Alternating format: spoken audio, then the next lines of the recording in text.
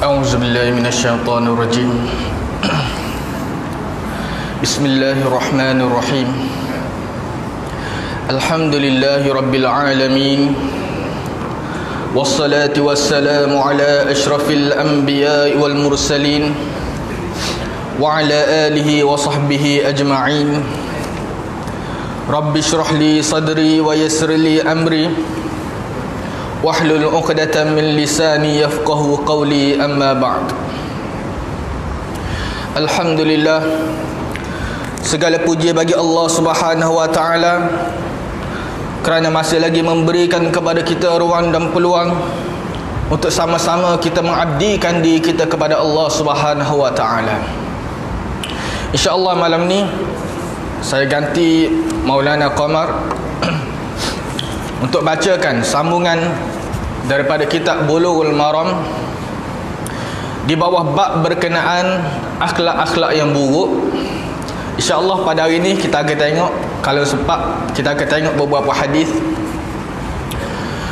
Al-Hafiz Ibn Hajar Al-Asqalani rahimahullah ta'ala, seperti mana yang telah saya sebutkan sebelum-sebelum ni, apabila beliau menuliskan kitab Bulughul Maram, asal kitab Bulughul Maram ni diambil daripada beberapa kitab dah, disaring daripada beberapa kitab. Antaranya yang ditulis oleh Al-Imam Ibn Daqiq Al-Aid, antaranya yang ditulis oleh Al-Imam Ibn Abdul Hadi,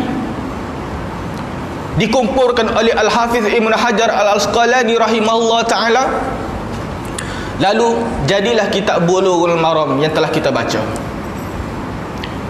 Dan kitab-kitab yang diambil hadis-hadis oleh Ibn Hajar Al-Asqalani, kesemua kitab-kitab tersebut mengumpulkan hadis-hadis berkenaan hukum hakam. Tidak dimasukkan hadis-hadis berkenaan akhlak, berkenaan adab. Hak ni dilakukan penambahbaikan oleh Al-Hafiz Ibn Hajar Al-Asqalani. Kitab-kitab sebelum tu hanya membicarakan hadis-hadis tentang hukum hakam, hukum semaya, hukum puasa, hukum berwuduk, hukum jual beli. Bila Al-Hafiz Ibn Hajar mari, dia tambah kitabul adab, kitab berkenaan adab. Dia tambah kitab berkenaan akhlak-akhlak yang buruk. Dia tambah kitab tentang akhlak-akhlak yang baik. Dia bawa kitabul jami'. Di akhir sekali daripada kitab Bulughul Maram. Dan saya telah sebutkan sebelum ni, kenapa Al-Hafiz Ibn Hajar Al-Asqalani melakukan perkara sedemikian. Dia nak mengisyaratkan kepada kita, kadang-kadang kita sempurna dari sudut ibadah. Oleh kerana banyak dah hadis-hadis tentang ibadah kita belajar. Cara nak semaya kita belajar dah macam mana Nabi semaya. Cara puasa kita belajar dah bagaimana cara Nabi SAW berpuasa. Kadang-kadang dalam kita melakukan ibadat, kita terlupa satu lagi bentuk ibadah kepada Allah Subhanahu Wa Taala, iaitu dari sudut adab kita, dari sudut akhlak kita, dari sudut tata tertib kita. Yang ni tidak dibincangkan dalam hadis-hadis hakam, hadis-hadis berkenaan hukum hakam. Al-Hafiz Ibn Hajar Al-Asqalani bawa sebagai tazkiyatun nafs kepada kita, sebagai penyuci jiwa kepada kita. Dalam kita kuat beribadat kepada Allah, dalam kita kuat semaya, kuat qiyamul lail, semua tersebut boleh menjadi asbab kepada kita masuk syurga.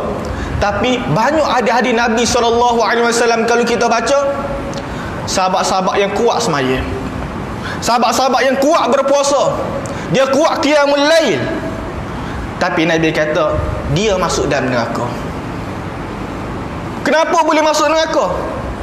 Sedangkan semaya itu lebih kuat pada kita.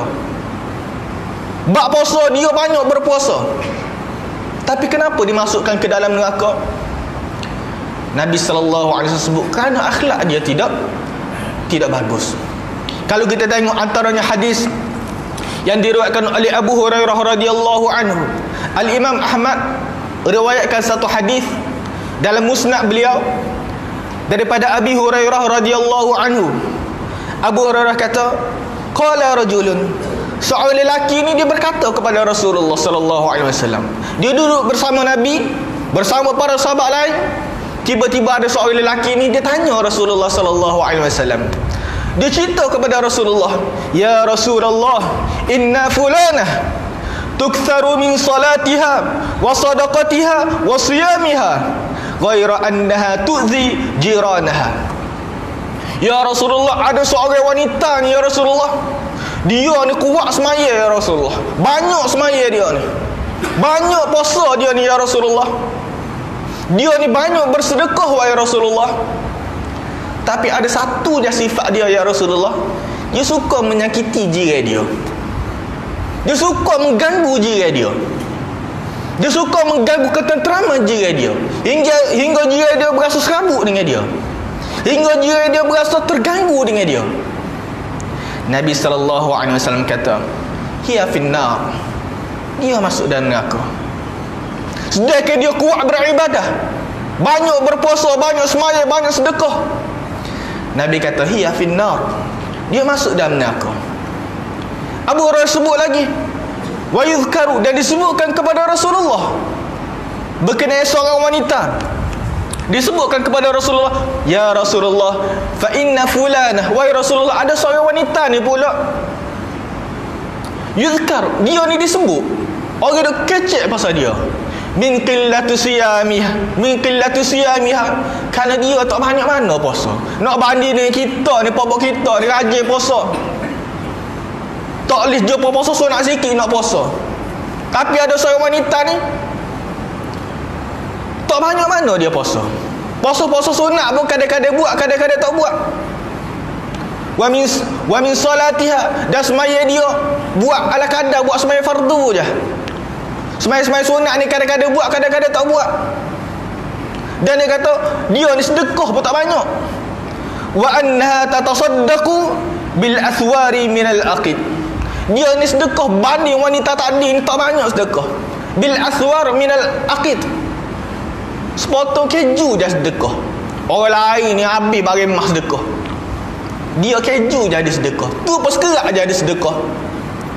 Nabi SAW kata, "Hiya fil." Tapi sahabat ni kata, dia tidak menyakiti jiran dia. Jiran dia tak terasa terganggu dengan dia. Nabi kata, "Hiya fil jannah." Wanita tadi masuk syurga. Beza. Wanita yang pertama tadi disebutkan oleh para sahabat, dia kuat ibadat, kuat semaya, kuat puasa, banyak bersedekah. Tapi akhlak dia bermasalah, menyebabkan masuk dalam neraka. Oh, seorang lagi tadi, nak kira dia sudah ibadat, tidak banyak mana beribadat. Buat hak wajib-wajib je dia buat. Sedekah pun tak banyak. Boleh jadi kerana dia tak mampu. Tapi dia tidak menyakiti orang. Dia jaga akhlak dia. Nabi kata dia ni masuk dalam syurga. Diriwayatkan oleh Imam Ahmad dengan sanad yang sahih. Bagaimana Nabi SAW menunjukkan kepada kita? Dalam kita belajar fiqh, dalam kita belajar bab semaya, bab wuduk, kena tahu bagaimana tentang kita bergaul dengan manusia. Kenapa mereka ni masuk neraka? Mereka beribadat banyak ni kenapa? Sebab mereka rasa Tuhan ni baik tajuk dengan dia. Siapa tahu dia kena balas kepada Allah Subhanahu Wa Taala dengan cara memperbanyakkan ibadat kepada Allah Subhanahu Wa Taala. Berbagai-bagai rahmat Tuhan bagi kepada dia. Jadi dia pun balas dengan cara banyak ibadat kepada Allah Subhanahu Wa Taala. Tapi kepada makhluk dia tak cara pun. Sedangkan kaedah Allah Taala sebut, wa ahsin kama ahsanallahu ilaik. Wahai manusia, mu kena buat baik seperti mana Tuhan buat ihsan kepada kamu, mu juga kena buat ihsan kepada makhluk-makhluk yang lain. Mu kena buat ihsan kepada manusia yang lain. Kamu kena buat ihsan kepada binatang-binatang. Kamu kena buat ihsan kepada pokok-pokok. Kepada semua makhluk Allah Subhanahu Wa Taala kena berbuat ihsan. Hingga kepada jin kita tak nampak pun kena buat ihsan. Nabi lari kita kecil di lubang. Kau tak ada sebut sebab apa? Sebab biasa lubang ni ada jin dalam tu, tempat tinggal dia. Nabi lari kita gunakan tulang sebagai alat untuk kita istinja najis. Kenapa? Kerana tu makanan jin. Dia hak kita tak nampak, kita tak boleh sakiti. Bagaimana pula dengan manusia-manusia yang kita nampak? Bagaimana akhlak yang nak diajarkan oleh Rasulullah SAW bila kita bersama dengan orang? Kadang-kadang kita ni Masya Allah, bak sembahyang berjemaah okey, bak beribadat okey, tapi bila berusaha dengan orang, nak marah semua ke orang, muka tak ada senyum. Masalah juga kita ni. Allah pernah tegur Nabi SAW. Abasa wa tawalla an ja'ahul a'ma. Allah Subhanahu wa taala kata kepada Rasulullah, abasa wa tawalla an ja'ahul a'ma. Dia iaitu Rasulullah SAW bermasa muka, wa tawalla, dan dia berpaling ketika mari seorang buta kepada baginda. Nabi tengah duduk, Nabi tengah dakwah pembesar-pembesar Quraisy. Tiba-tiba Abdullah bin Ummi Maktum mari dekat Nabi SAW. Dia ni buta, dia tak nampak gapo berlaku di hadapan dia. Dia pergi dekat Nabi, dia minta kepada Nabi supaya ajar kepada dia tazkiyatun nafs. Ajar benda-benda yang boleh menyucikan jiwa dia. Ajar berzikir ke, ajar tentang akidah ke, benda untuk dia menyucikan jiwa dia. Lalu Nabi sibuk ni duduk dakwah kafir ni, pembesar-pembesar ni, menteri-menteri Quraisy ni. Mari depan Nabi, tak okey waktu cara. Abdullah bin Ummi Maktum ni siapa je? Sahabat Nabi lepas ni pun boleh ajar. Tapi Allah Ta'ala tegur Rasulullah SAW. Tegur sebab apa? Sebab Nabi bermasa muka. Abdullah bin Ummi Maktum ni buta. Nabi masa, kalau Nabi marah dia tak nampak.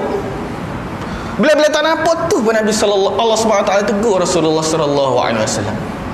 Orang yang nampak lagi-lagi lah, kita tunjukkan reaksi, menyebabkan dia rasa kita ni tidak terhibur dengan dia, menyebabkan dia rasa kita ni tak suka kepada dia. Lebih-lebih lagi lah kita perlu dijauhi. Sebab itulah Nabi SAW sebut lepas tu, selepas peristiwa tersebut, tak ada orang lebih Nabi SAW muliakan berbanding Abdullah bin Ummi Maktum. Setelah ditegur oleh Allah Subhanahu Wa Taala, bagaimana Allah Taala mendidik Rasulullah supaya menjadi insan yang beradab, supaya menjadi insan yang berakhlak. Begitu juga Allah Subhanahu Wa Taala nak didik kita supaya menjadi insan yang berakhlak, menjadi insan yang beradab. Sebagaimana Rasulullah sallallahu alaihi wasallam, Nabi sallallahu alaihi wasallam semua doa kepada Allah Subhanahu Wa Taala. Kalau kita tengok dalam banyak hadis-hadis Nabi sallallahu alaihi wasallam, antara diriwayatkan oleh Jabir bin Abdullah radhiyallahu anhu. Jabir kata, idza iftataha as-salata wa kabbara, bila Nabi sallallahu alaihi wasallam memulakan sembahyang dan bila Nabi bertakbir, thumma qala, kemudian Nabi berkata, Nabi baca lepas Nabi bertakbir, inna salati wa nusuki wa mahyaya wa mamati lillahi rabbil alamin la syarika lah wa bidzalika umirtu wa ana awwalul muslimin. Allahumma hdini li ahsanil a'mali wa ahsanil akhlaqi wa la yahdi li ahsaniha illa anta wa qini sayyi'al a'mali wa sayyi'al akhlaqi la yaqi sayyi'aha illa anta. Rawahu an-Nasa'i bisanadin sahih. Hadis diriwayatkan oleh Al-Imam Nasa'i dengan sanad yang sahih. Jabir radhiyallahu anhu cerita, Nabi ni bila Nabi start sembahyang, Nabi bertakbir, Nabi baca doa iftitah. Antara yang Nabi baca, sesungguhnya ya Allah, sembahyang aku ni, ibadat aku ya Allah, hidup aku ya Allah, mati aku ya Allah, hanyalah untuk Tuhan sekalian alam. La syarikalah, aku tidak mensyirikkan, tidak ada sekutu bagi Allah Subhanahu Wa Taala. Wa bidzalika umirtu, demikianlah arahan, demikianlah ajaran yang aku diperintahkan untuk lakukan. Wa ana awwalul muslimin, aku adalah orang yang paling awal memeluk Islam. Nabi baca doa yang sangat-sangat bagus untuk kita baca. Nabi SAW sebut, Allahumma hdini li ahsanil a'mali, ya Allah, tunjukkanlah aku kepada amalan yang paling terbaik. Ya Allah, ajarkanlah kepada aku amalan yang paling terbaik. Wa ahsanil akhlaqi, ya Allah, tunjukkanlah aku ya Allah, ajarkanlah kepada aku ya Allah, berikanlah panduan kepada aku ya Allah tentang akhlak yang paling terbaik. Bukan nak sekadar akhlak yang baik, tapi nak akhlak yang terbaik. Nabi minta kepada Allah Subhanahu Wa Taala, la yahdi li ahsaniha illa anta, yang mana tidak ada ya Allah yang dapat tunjukkan aku kepada akhlak yang terbaik. Tidak ada dah yang dapat menunjukkan kepada aku ya Allah tentang amalan yang terbaik illa anta, kecuali kamu ya Allah. Nabi minta kepada Allah Subhanahu Wa Taala. Nabi doa lagi kepada Allah, wa qini sayyi'al a'mali. Ya Allah, kamu jagalah aku daripada amalan-amalan yang buruk ya Allah. Dan juga kamu jagalah aku wa sayyi'al akhlaqi, daripada akhlak-akhlak yang buruk. La yaqi sayyi'aha illa anta. Tidak ada yang dapat jaga aku ya Allah daripada akhlak yang buruk, daripada amalan yang buruk, melainkan Engkau ya Allah. Ni Allah Subhanahu Nabi sallallahu alaihi wasallam ajarkan kepada kita.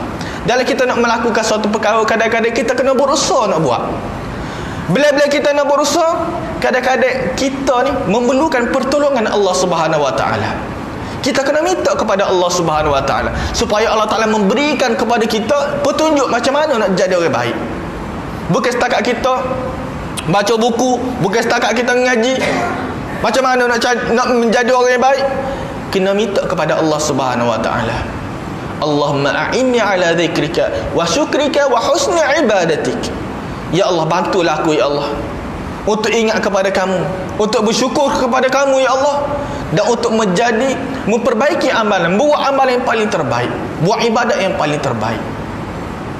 Ini pendahuluan tentang akhlak. Bagaimana akhlak? Kadang-kadang amalan-amalan kita yang banyak, tapi kadang-kadang bila akhlak kita tidak baik, dia boleh menjerumuskan kita ke dalam neraka. Kadang-kadang amalan kita biasa aja, sekadar aja amalan kita, tapi kerana akhlak kita yang baik, Allah Ta'ala masukkan kita ke dalam syurga Allah Subhanahu wa ta'ala. Sebab itulah Ibnu Hajar Al-Asqalani dia letak ngujung bab-bab ni. Bab berkenaan amalan-amalan buruk, bab berkenaan amalan-amalan baik, last sekali bab berkenaan doa. Nak dapat amalan buruk, nak dapat amalan buruk, nak dapat amalan baik, nak akhlak baik, nak akhlak buruk. Lepas kita berusaha, lepas kita tengok bagaimana aturan Nabi SAW, bagaimana Nabi ajar kita nak jadi orang baik, nak jadi orang berakhlak, kita kena minta pula kepada Allah Subhanahu wa taala lepas tu. Kadang-kadang kita berusaha dah, tapi tak ada istiqamah. Sebab apa? Sebab kita tidak minta kepada Allah Subhanahu wa taala. Kadang-kadang hari ni kita boleh jadi baik, bila mari hari esok hilang dah semangat nak jadi orang baik. Kenapa? Kerana kita tidak ada doa kepada Allah Subhanahu wa taala. Hadis yang kita nak baca pada hari ini, hadis yang pertama, hadis yang diriwayatkan daripada seorang sahabat Nabi ridwanullahu alaihim yang bernama Sahal bin Sa'ad radhiyallahu anhu. Sahal bin Sa'id Al-Sa'idi, seorang sahabat Nabi ridwanullahu alaihim. Dia ni sahabat Nabi yang paling lewat sekali meninggal dunia. Dia sahabat Nabi yang paling akhir sekali meninggal dunia. Ada sebagian ulama mengatakan bahawa dia ni sahabat yang paling akhir meninggal di Madinah. Ada sebagian ulama yang mengatakan bahawa bukan setakat di Madinah, dalam keseluruhan kalangan sahabat, dia inilah yang paling akhir sekali meninggal dunia.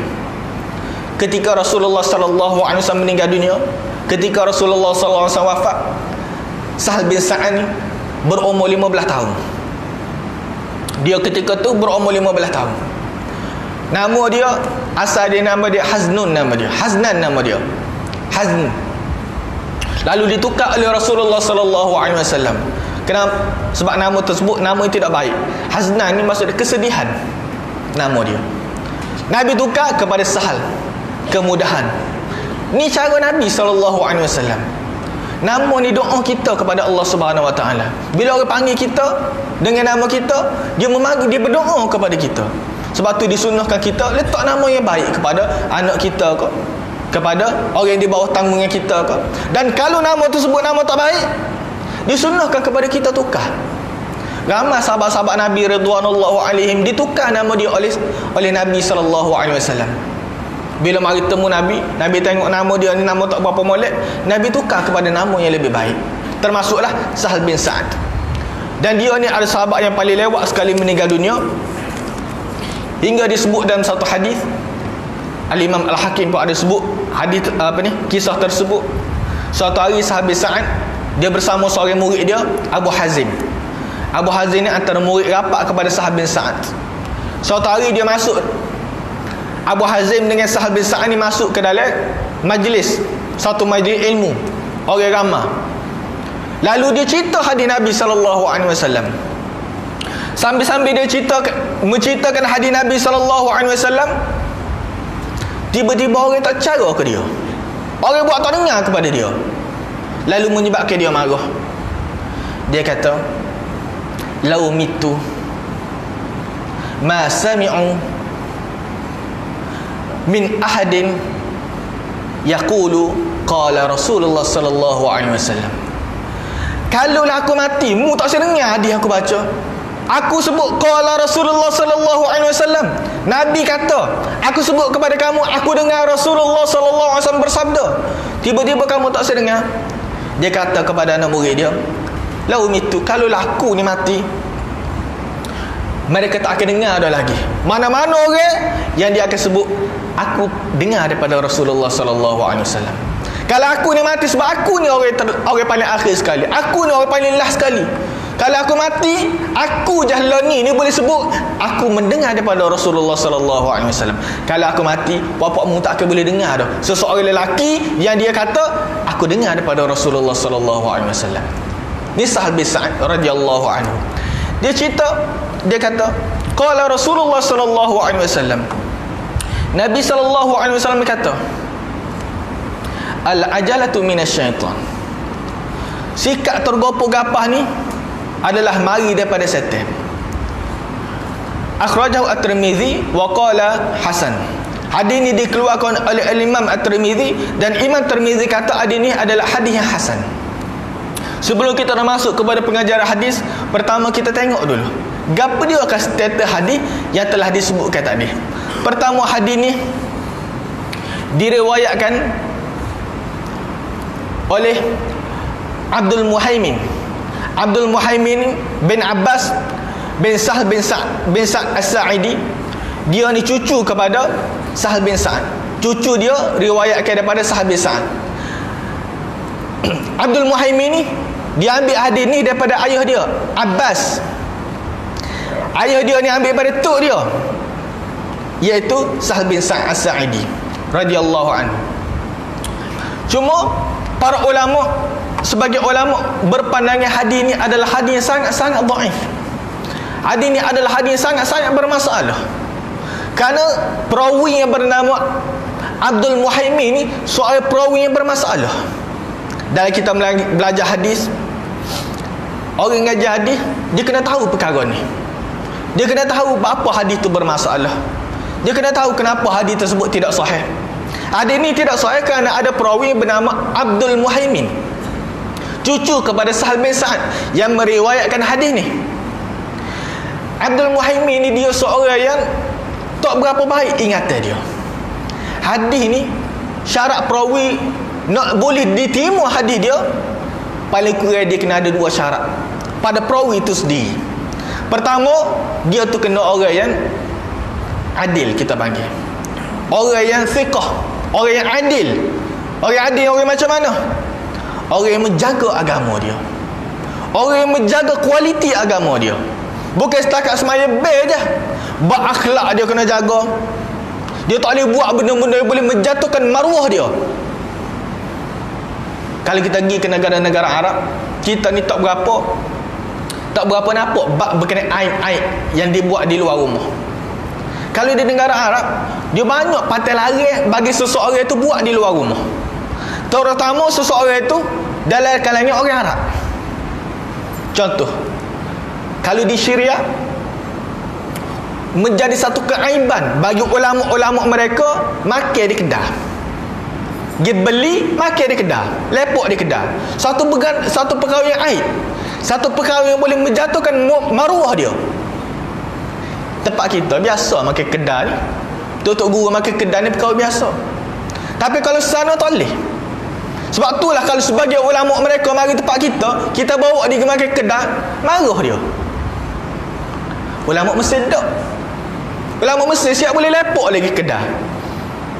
Saya ingat tok guru kita, dia masuk dalam kelas, dia pula cerita pada kita, aku tengok bola semalam, siapa menang, kita tak cara, dia pula tolong royak kepada kita. Sana tak jadi satu keaiban. Ada satu tempat ni jadi aib, ada satu tempat benda tu tidak menjadi keaiban. Pada zaman dahulu jadi satu keaiban kalau buat benda-benda yang menjatuhkan maruah. Dia buat benda yang menjatuhkan maruah, maka boleh jadi tertolak hadis dia. Sebagai contoh, disebutkan sebagai contoh oleh para ulama sebagai antara contoh dia, kita panggil binatang sebagai contoh. Kita panggil binatang walau nak bagi makanan kepada dia, sedangkan tangan kita tu tak ada makanan. Kita panggil kucing kok, kita panggil kuda kok, walau nak bagi makanan kepada dia, dia pun mari dengan harapan kita nak bagi makanan kepada dia. Tiba-tiba tak ada makanan tangan kita, kita tipu dia. Ulama tak bakar dah hadis dia. Tipu orang lagilah tak bakar. Tipu atas hadis Nabi, dia tak pernah dengar apa hadis, dia rekod hadis, lagilah ulama tak pakar hadis dia. Yang kedua, syarat yang kedua, dia kena dia suruh ingatan tu. Tadi tu dah suruh agama dia kena molek. Soleh saja tak jadi dalam hadis ni.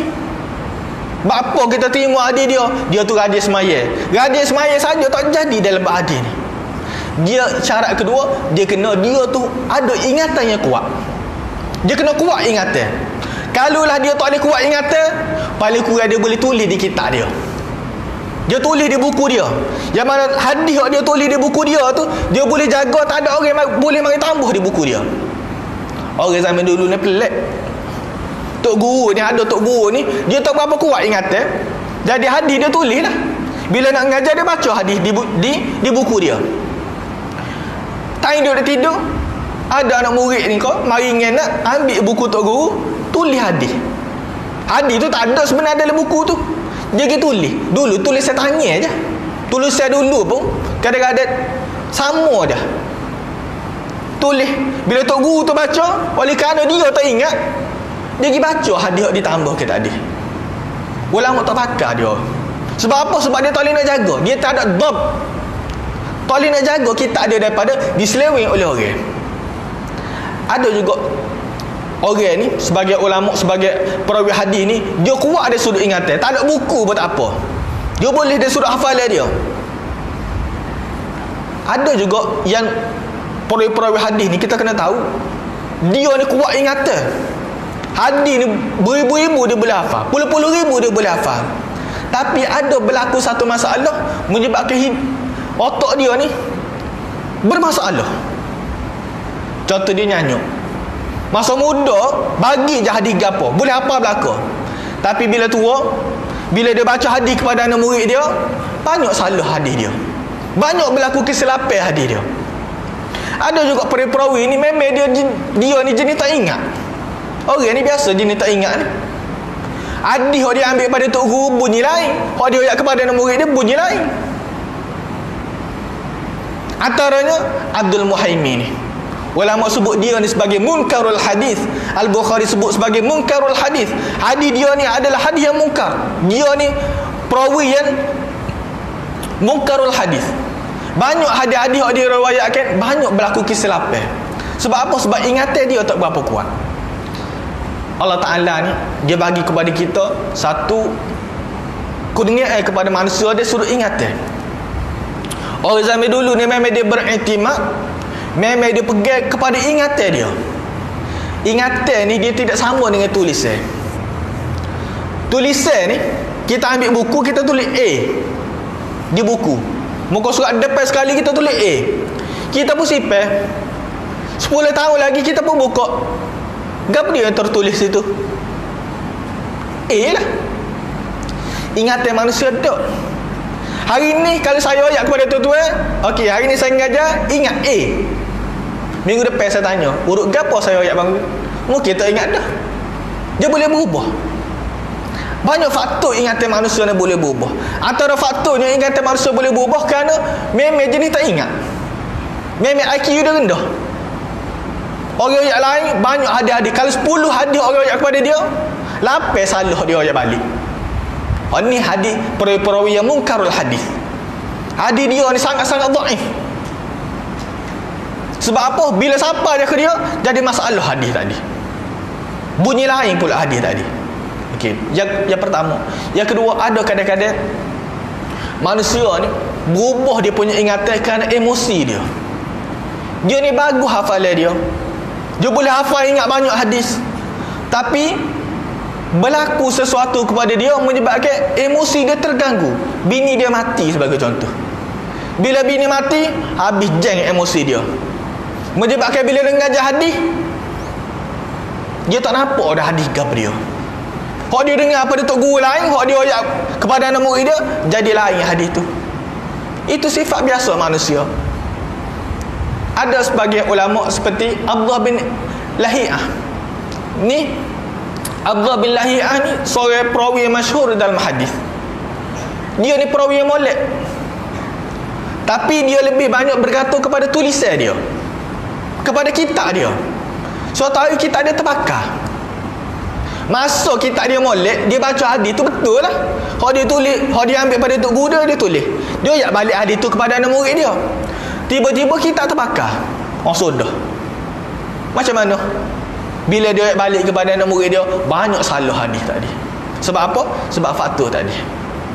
Hadis ni sebagai ulama kata terlalu dhaif kerana hadis ni adalah hadis yang diriwayatkan oleh Abdul Muhaimin, dia seorang perawi yang bermasalah. Hadis ni Nabi sallallahu alaihi wasallam sebut. Cuma hadis ni ada pengajaran yang kita boleh ambil. Nabi sallallahu alaihi wasallam al-ajalatu minasyaitan. Sifat tergopoh-gapah ni berasal daripada setan, mari daripada setan. Kecuali sifat yang tergopoh-gapah, sifat yang tergopoh dalam bab akhirat. Hak tu dituntut kepada kita bersegera. Allah Ta'ala sebut dalam banyak Al-Quran, dalam banyak ayat, fastabiqul khairat, kena cepat dalam bab melakukan kebaikan. Allah Ta'ala sebut dalam banyak ayat, sabiqu ila maghfiratin min rabbikum, kena bersegeralah kamu dalam nak mendapatkan keampunan daripada Tuhan kamu. Dalam banyak ayat Allah Ta'ala, dalam ayat lain Allah Ta'ala sebut sari'u ila maghfiratin min rabbikum, kamu kena segera mendapatkan keampunan daripada Tuhan kamu.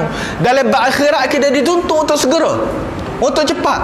Kalau bab sedekah, orang mari minta sedekah, kalau kita percaya dia tu memang betul-betul memerlukan, kita bagi tu, dituntut kepada kita. Tapi dalam bab dunia tidak dituntut kepada kita. Ada beberapa perkara tidak dituntut kepada kita bersegera. Kena ambil masa dulu, kena memikir dulu. Sebagai contoh mudah kita pada hari ni, semua orang ni ada telefon berlaku. Bila masuk berita kepada kita, kadang-kadang kita ni al-ajalah, terus sebar berita tadi.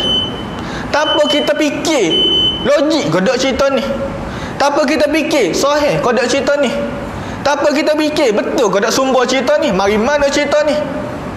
Sebab tu banyak cerita-cerita pelik tersebar, banyak cerita-cerita karut tersebar, berita-berita tidak sahih tersebar. Sebab apa? Sebab al-ajalah tadi. Sebab ada sikap yang tergopoh-gapah, tanpa berfikir dulu.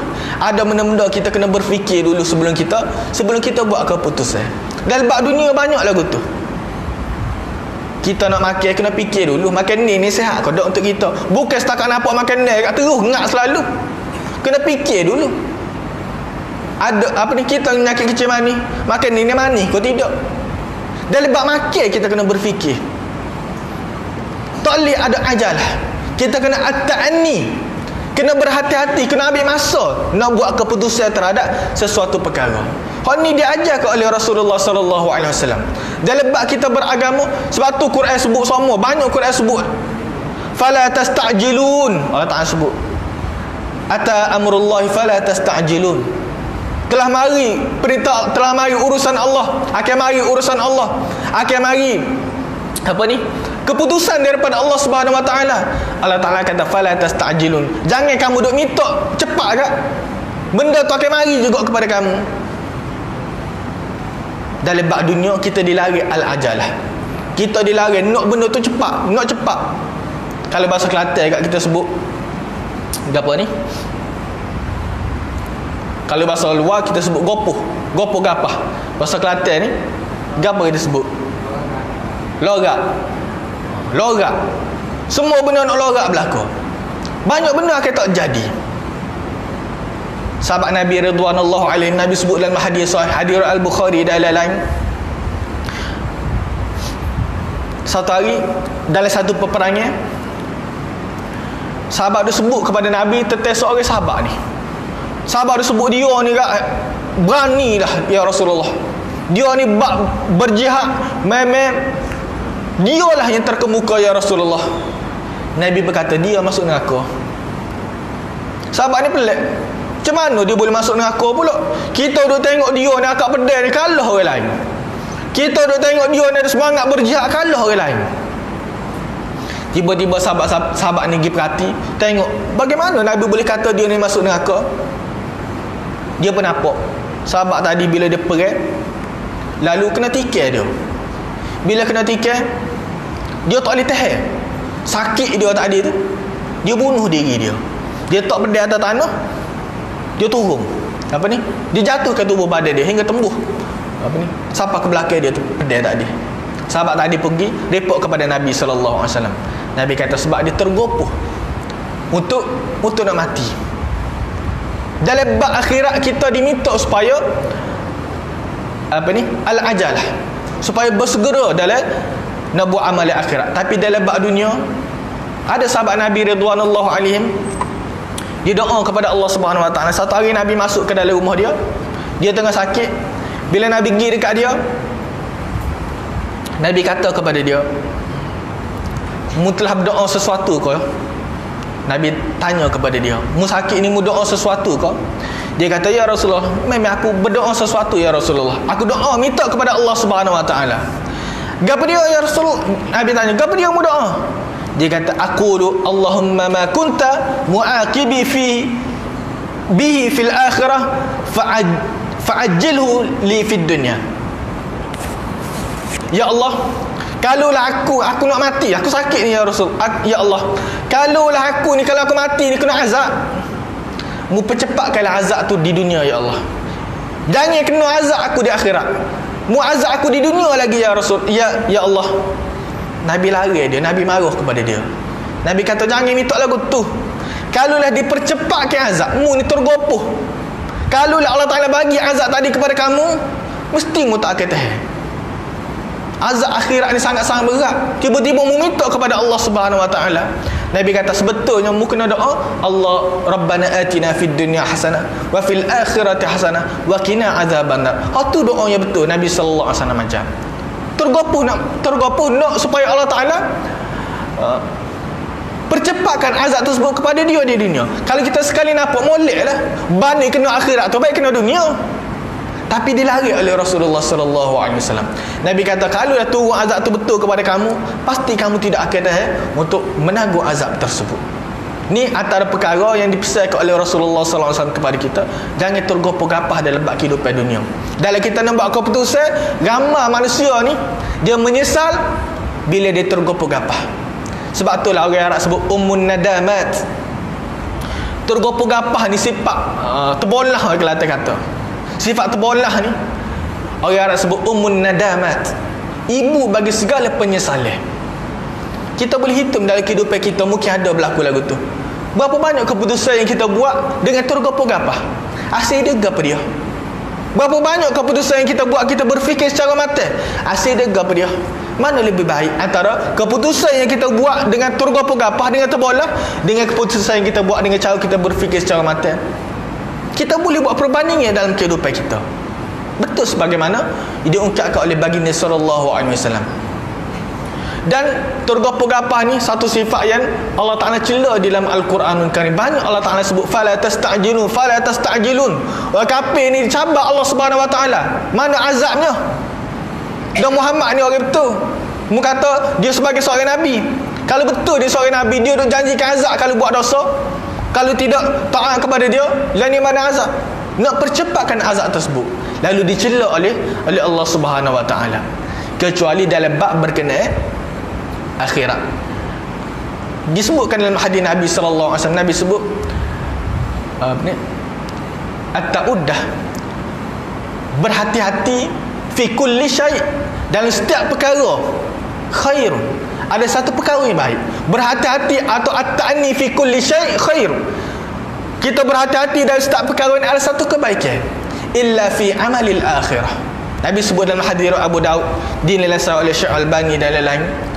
Nabi sebut kecuali dalam amalan akhirat. Hak ni kita kena bersegera. Dalam kita nak bertaubat kepada Allah, jangan tunggu sabar dan mikir dia nak bertaubat ke tak. Tu tak ada at-ta'ani. Hak tu kena al-ajalah. Buat dosa, bertaubat selalu kepada Allah Subhanahu Wa Ta'ala. Bila orang memerlukan, tolong selalu kepada orang yang memerlukan. Kita setakat itu dululah. Dan satu hadis je hari ni. Ingat nak baca 2 hadis hari ni. Panjang selajuk mukadimah tadi. Aku liqauli hadza wa astaghfirullahal azim li wa lakum. Wassalamualaikum warahmatullahi wabarakatuh.